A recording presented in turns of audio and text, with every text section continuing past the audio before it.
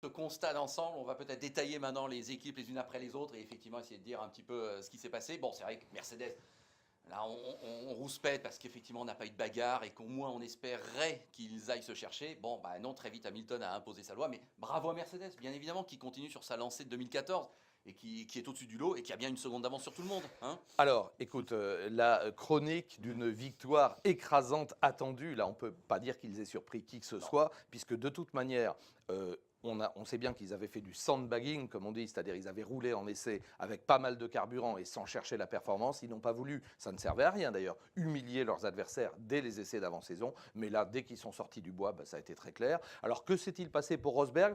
Moi, ce qui m'interpelle plus, si tu veux une vraie question, Ouais. c'est pourquoi Rosberg n'était pas plus révolté que ça, Ouais. n'était pas plus outré que ça, n'était pas plus méchant par rapport au fait de ne pas avoir signé la pole. Et pas pour rien, hein. 6 à 7 dixièmes, c'est absolument énorme. Oui. Il y a, de mémoire, il y a rarement eu autant d'écart. Alors je sais bien qu'il a dit lui-même, j'ai commis une erreur ou Oui, deux qu'il a eu erreurs. qu'une. Du Bon, coup, il a eu qu'un tour pour M- vraiment tenter. Bon. moi, j'ai surtout pensé qu'il réglait sa monoplace pour la course, donc qu'il hypothéquait quelque part sa qualif, un peu à la manière, je vais oser le dire, de ce qu'a fait pour moi Hamilton l'an dernier, qui a décroché moins de pôles 7 que Rosberg 11, parce que finalement, à la réflexion, je pense qu'Hamilton travaillait un peu plus pour la course que pour les qualifs. Donc je me suis dit, bah, Rosberg, il a retenu la leçon, on va le voir en course.